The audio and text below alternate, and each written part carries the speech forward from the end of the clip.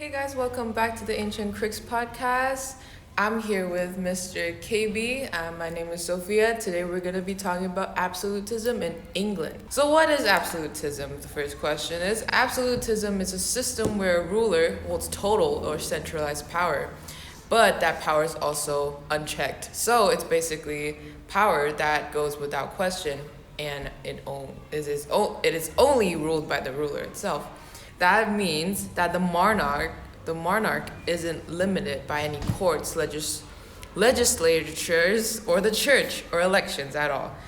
And the very first person to really bring this out is... What number is this? It's 14. Okay. The first person to really bring out this aspect of absolutism is Louis XIV. He quotes, "I am the state," which perfectly represents absolutism. I mean, imagine holding godlike power over a whole country where no one can pretty much rebel you. That gotta be some tough achievement in order to do that, because it's probably hard to get absolutism into your own favor in the first place. Well, sure. In the 20th century, absolutist dictators included Hitler, Stalin, Mussolini, Mao, and Kim Il-sung's dynasty in North Korea. So, this just shows that it is hard to become a dictator or an absolutist, but once you get that position, the aftermath that occurs then will be quite... I mean, for example, of the country today that still rules in absolutist power, it would be Kim Jong-un ruling over North Korea for many centuries now. Their family really owns the entirety of Korea. So, how did England came to be an absolutist? Well, to be honest, history never stated that England was a fully absolutist state. One of the main reasons why it never became an absolute state was the Magna Carta in 1215. That's right, yay! And another thing for England, how did England become an absolutist? Most of the absolutist monarchs depended on parallel for taxes, which blocked complete centralized power. This tension between royal power versus parliamentary limits shapes England's history. And now we have Queen Elizabeth I, who was ruled over 1558 to 1603. History called herself a stabilizer, but not an absolutist, which is odd because they kind of sound the same thing. Although powerful, Elizabeth I did not establish absolutism. Instead, she restored what she called order. She restored stability after decades of religious conflict, and she introduced the Elizabethan religious settlement in 1558, and that made England officially Protestant, but with compromise to reduce tensions. She faced numerous Catholic plots, especially after her excommunication in 1570.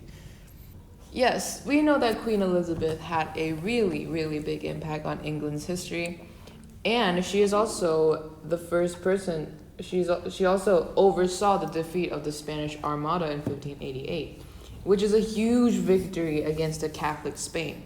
After Elizabeth I's attempts at absolutism, with the Tudors gone, the Stuart monarchs pushed England towards absolutism.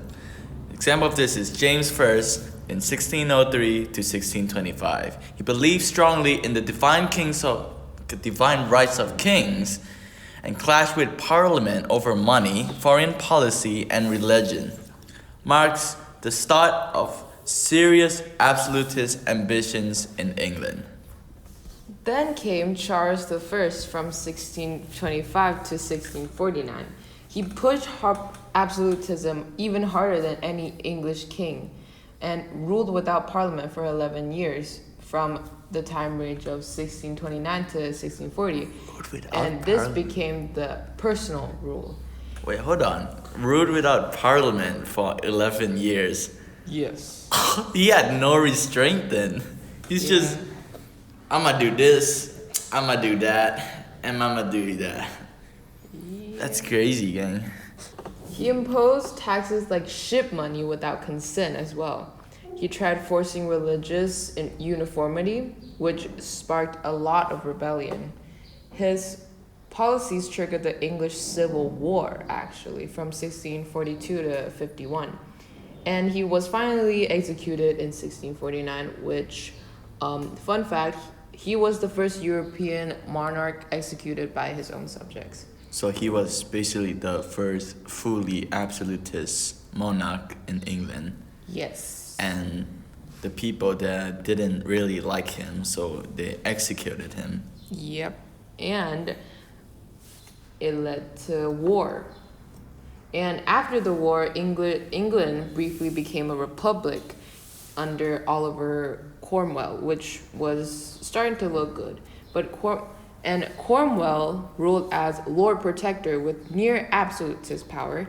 Despite overthrowing a king, he was somewhat accepted during that time. He did try to force Christianity in England. That's why the Civil War never ended.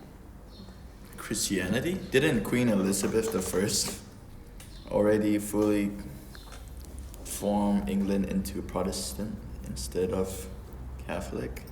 So why Christianity? Because he was a Christian. Fair enough. Okay, bro. And after he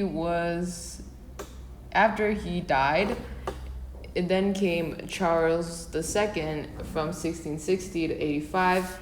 He actually restored the monarchy but accepted limits, and Parliament was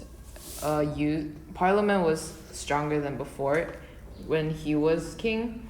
And then after he died, James II ruled right after Charles II's death from 1685 to 1688.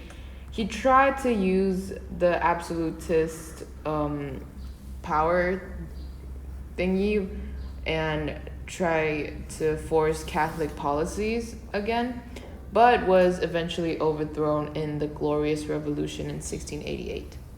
Wait, hold on. So Charles II seems like just a normal monarch at this point, because he restored monarchy and accepted limits, and suddenly Parliament was stronger than before, so he basically had no chance.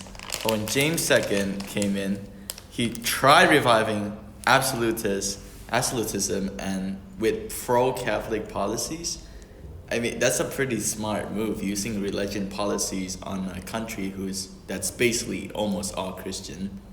So after the Glorious Revolution, it led to the constitutional monarch. And William and Mary, which was the king and queen during 1689, accepted the English Bill of Rights, which included permanently limiting the monarch, giving Parliament full control over taxes and laws, prevented any future English ruler from becoming an absolutist. So, final summary.